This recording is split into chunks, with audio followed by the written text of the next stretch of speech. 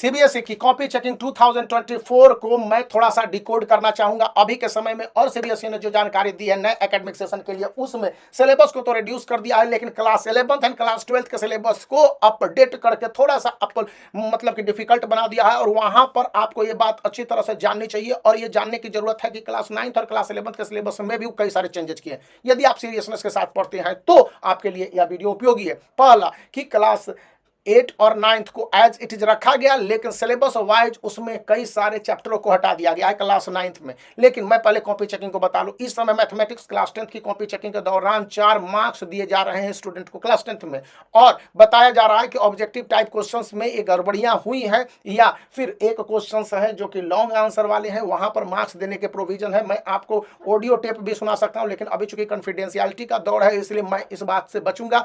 और दूसरी बात बोली गई है क्लास 10th में, जो क्लास 10th की कॉपी चेकिंग के दौरान है, कि सीबीएसई ने अच्छी तरह से यह समझा दिया है कि यदि कोई एग्जामिनर गलती से किसी स्टूडेंट का मार्क्स काट लेता है तो वह पूरी तरह से रिस्पॉन्सिबल होगा। इसलिए भी एग्जामिनर है क्लास 10th में मार्क्स को देने की प्रवृत्ति अपनाए हुए हैं, यानी कि अच्छा मार्क्स मिलने की एक उम्मीद की जाती है, आशा की जाती है। मैं नहीं कर रहा हूं कि झोला भर के और बुरा भर के मार्क्स मिलेंगे, और इस तरह की बातें कहना भी थोड़ा सा ऑकवर्ड हो गया। इसलिए मैं आपको 2 बातों पर ध्यान देना चाहूंगा और आपको भी बताना चाहूंगा कि आप अच्छी तरह से समझ लीजिए। पहली बात यह है कि class 10th and class 12th के जो भी कॉपी चेकिंग हो रहे हैं उसके बाद उसको रिव्यू किया जा रहा है। सीबीएसई ने प्रत्येक एग्जामिनेशन सेंटर पर रिव्यू कमेटी बनाया। हालांकि ये सभी सब्जेक्ट के लिए एप्लीकेबल नहीं, जैसे कि क्लास 12th के इंग्लिश या क्लास 10th के इंग्लिश में इस तरह के रिव्यू कमेटी नहीं पाए गए हैं। लेकिन साइंस सब्जेक्ट में, मैथमेटिक्स में, या फिर जो कंबाइंड सब्जेक्ट है क्लास 12th के फिजिक्स में, क्लास 12th के केमिस्ट्री में, इस तरह के एक्स्ट्रा टीचर को अपॉइंट किए गए हैं, जो कि कॉपी की चेकिंग के दौरान यह देखते हैं कि कहीं पर किसी भी स्टूडेंट के मार्क्स को काट तो नहीं लिया गया,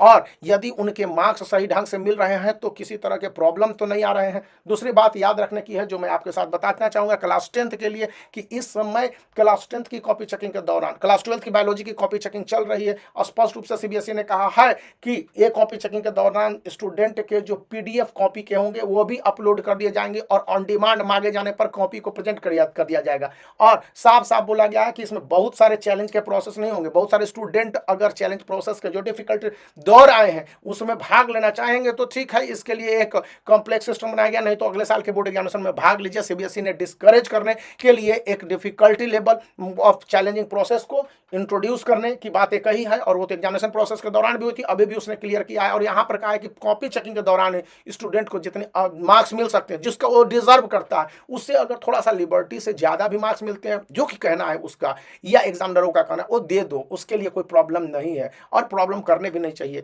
और कॉपी चेकिंग के दौरान 2 बातें और सामने आई है। पहली बात है कि स्टूडेंट ने अगर 2 क्वेश्चंस के आंसर लिखे हैं और एक इंटरनल ऑप्शन वाले थे, मतलब कि क्वेश्चन आपको 2 में से एक ही लिखना था, लेकिन आपने दोनों क्वेश्चंस को अटेम्प्ट कर दिया, उस कंडीशन में आप इस बात को ध्यान रखिए कि एक क्वेश्चंस के लिए आपने जो बेस्ट एवर आंसर लिखा होगा उस पर मार्क्स मिलेंगे। ऐसा नहीं होगा कि किसी एक कॉपी के मार्क्स को, किसी एक क्वेश्चन के मार्क्स को काट दिया जाएगा और दूसरे क्वेश्चन में कहा जाएगा कि आप मार्क्स देंगे। बेस्ट आंसर को एक्सेप्ट किया जाएगा। दूसरी बात यह बोली जा रही है न्यू सेशन एकेडमिक्स 2024-25 के लिए कि इस समय सीबीएसई ने जिस तरह से प्रेजेंटेशन दी है उसमें 2 बातें हैं कि पहला, इस सिलेबस को काफी हद तक स्टूडेंट फ्रेंडली बनाया जाए। दूसरी बात है कि इस सिलेबस के दौरान बहुत सारे कर्टेल करने के बाद एप्लीकेशन बेस्ड और कॉम्पिटेंसी बेस्ड क्वेश्चन को इंट्रोड्यूस किया गया है 11th और 12th में।